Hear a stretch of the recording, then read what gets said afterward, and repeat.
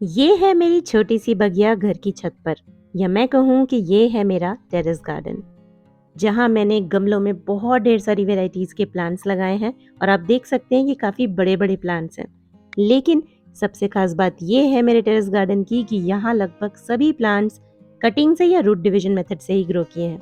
सालों पुराने पौधे हैं ये, और बड़े-बड़े प्लांट्स जैसे कि आप देख सकते हैं, सभी को मैंने इसी तरीके से ग्रो किया है। कुछ एक प्लांट्स तो मेरे 14 साल से भी पुराने प्लांट्स हैं। तो आज मैं इस टेरेस गार्डन का मेकओवर वीडियो लेके आई हूँ, और मुझे उम्मीद है आपको पसंद आएगा। तो चलिए वीडियो शुरू करते हैं।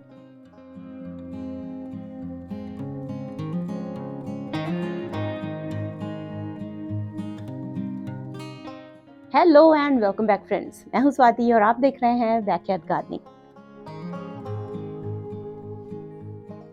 तो एक दिन टेरेस की क्लीनिंग करते हुए मैंने सोचा कि क्यों ना इसको एक मेकओवर दूं। रेगुलर क्लीनिंग के अलावा कुछ अलग भी दिखे ये। तो उसके लिए मैंने सारे प्लांट्स को उठा करके दूसरी साइड पे किया टेरेस के, और इस एरिया को बहुत अच्छी तरीके से वॉश किया, क्लीन किया। तो मेकओवर के लिए हमने सबसे पहले सोचा कि क्यों ना इस एरिया में भी टर्फ डाल दें, तो काफ़ी नीट लुक आएगा।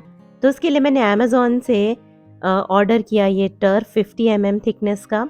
और जितने एरिया में मुझे मैट लगाना था उसकी लेंथ और विड्थ मैंने मेज़र कर ली थी। बिल्कुल करेक्ट डायमेंशन में वो मैट्स आए, और मैं कहूँगी कि मैं सैटिस्फाइड थी क्वालिटी से, क्योंकि प्राइस वाइज़ ये मुझे काफ़ी सही रेट पे मिल गया। और आप ग्रास भी देख सकते हैं, थिकनेस वाइज़ भी मैं कहूँगी ठीक है प्राइस के हिसाब से। तो मैं इस सेलर का लिंक शेयर कर दूँगी। बहुत सारी डायमेंशंस में मैट्स अवेलेबल हैं। आप अपने एरिया के अकॉर्डिंग लेंथ और विड्थ आप नाप के उस अकॉर्डिंग आप ऑर्डर कर सकते हैं।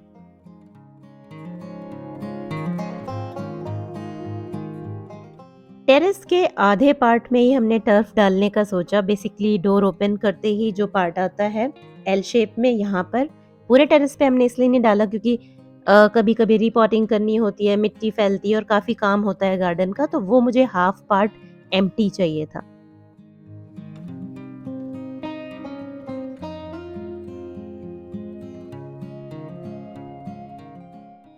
और छत पे मैट को हमने ग्लू से फिक्स नहीं किया, सिर्फ मैट की तरह डाल दिया था, क्योंकि अगर मुझे लगता है कभी सीपेज की प्रॉब्लम हो रही है या कोई और इश्यू हो रहा है क्लीनिंग में, तो मैं इसको निकाल करके ड्राई कर सकती हूँ, उस एरिया को क्लीन कर सकती हूँ।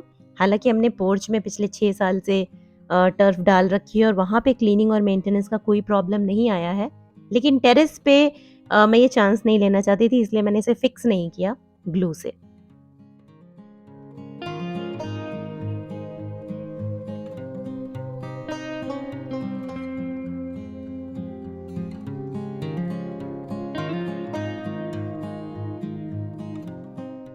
और जैसा कि आप देख सकते हैं, मैट डालने के बाद टेरेस काफ़ी नीट दिखने लगा, है ना?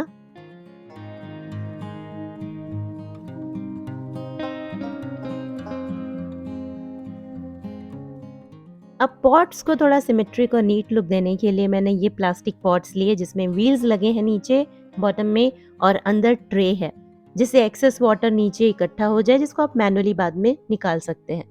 तो इस तरीके के पॉट्स को मैंने अलग-अलग साइजेस में लिया, और पॉट इन पॉट मेथड में इस तरीके से अरेंज करूँगी।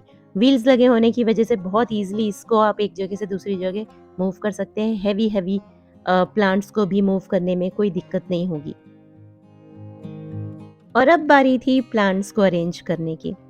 किस तरीके से किस प्लांट को किस प्लांट के साथ में या इर्द-गिर्द अरेंज करें कि देखने में खूबसूरत लुक आए। और जैसा कि आप देख सकते हैं कितने बड़े-बड़े प्लांट्स हैं, 5-5 6-6 फीट के प्लांट्स हैं। और सारे ही प्लांट्स जैसे कि मैंने पहले बताया, कटिंग से या रूट डिवीजन मेथड से ग्रो किए हुए हैं मेरे टेरेस पे। तो प्लांट्स को मैंने इधर से उधर तब तक अरेंज किया जब तक मैं उनकी प्लेसमेंट से सेटिस्फाइड नहीं हूँ। बेसिकली आइडिया ये था कि थोड़ा-सा हाइट के साथ में कुछ प्लांट्स के कलर भी पॉप अप हों, इस तरीके से अरेंज करूँ। एक दूसरे को कॉम्प्लीमेंट करें और वो पूरा स्पेस नीट लगे, और हर प्लांट को सफिशिएंट सनलाइट और अच्छी हवा, वेंटिलेशन भी मिल सके। बहुत डेंस भी नहीं करना था मुझे।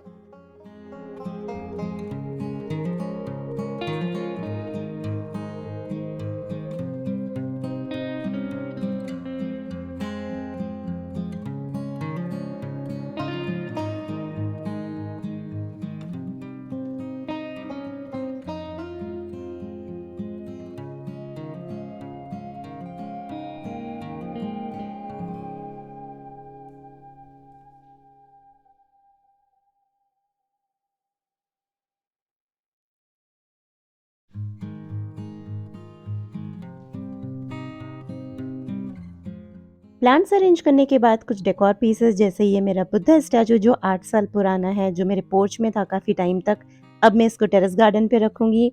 और कुछ और छोटे बड़े पत्तों वाले कलरफुल फॉलिएज वाले प्लांट्स भी ऐड किए, जिससे जो खाली जगह दिख रही है वो भी भर जाए और थोड़ा-सा डेंस लुक आए। ये सब लगाने के बाद कुछ चीज़ें और ऐड की मैंने, जैसे मेरे पास एक ये पुराना वुडन डेकोर पीस था, उसके ऊपर ये छोटा-सा पॉट रखा, डियर रखा, कुछ कलरफुल सा इसको लुक देने के लिए ये चीज़ें मैंने डेकोरेट की। अब ये रेलिंग के पास से अर्दन पॉट में मैं कुछ एक्वेटिक प्लांट्स ग्रो करूँगी, रखूँगी। यहाँ पे धूप अच्छी आती है तो ये बहुत अच्छी तरीके से ग्रो करेंगे। उसके अलावा गार्डन में जब तक एक्वेटिक प्लांट्स ना ऐड करो, लुक नहीं आता।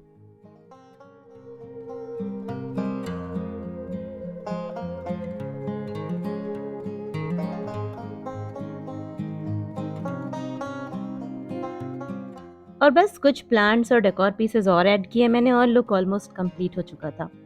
आपने नोटिस किया होगा कि मैंने हैंगिंग बास्केट्स में कोई भी प्लांट ऐड नहीं किए टेरेस गार्डन में। उसका एक रीज़न ये है कि मेरे टेरेस पे ऑलरेडी ड्रिप इरिगेशन सिस्टम मैंने इंस्टॉल कर रखा है, तो जब मैं वेकेशन पे हूँ या कहीं बाहर हूँ तो मुझे प्लांट्स की चिंता नहीं होती है, क्योंकि वो बाहर से कनेक्टेड है। तो वो एनी डे पानी मिल जाता है पौधों को ऑन करने से। लेकिन अगर हम हैंगिंग बास्केट में कुछ ऐड करेंगे तो उसके लिए हमें मैनुअली वाटरिंग करनी पड़ती है, राइट? तो वो उतना फीजिबल नहीं होता है, इसलिए टेरेस पे मैं हैंगिंग बास्केट्स ऐड नहीं करती हूँ। और ये रहा मेरे टेरेस गार्डन के मेकओवर के बाद वाला लुक। मुझे तो काफ़ी पसंद आया और मैं ये कहूँगी कि ये टर्फ डालने की वजह से इसका लुक और भी खिल के आया, उभर के आया। यही प्लांट्स मेरे पहले भी थे गमले में, लेकिन जो लुक अब आने लगा है वो पहले नहीं आता था।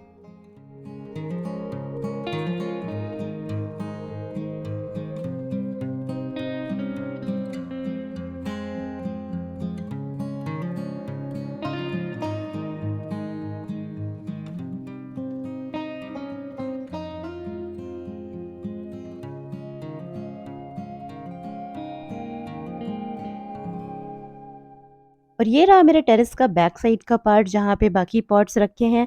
इस एरिया में मैंने टर्फ नहीं डाला है। मैं एक सेपरेट वीडियो लेके आऊँगी टेरेस गार्डन प्लांट्स टूर का, जिसमें एक-एक प्लांट के बारे में बताते हुए दिखाऊँगी आपको कि उसे आप कैसे ग्रो कर सकते हैं, उसकी सनलाइट और वाटर रिक्वायरमेंट्स, ये सारी चीज़ें हम उस वीडियो में डिटेल में देखेंगे। तो आज के लिए इतना ही। कैसा लगा आपको आज का मेकओवर मेरे टेरेस गार्डन का, ज़रूर बताएँ मुझे कमेंट करके। फिर मिलती हूँ जल्दी एक और इंटरेस्टिंग वीडियो के साथ। Bye bye.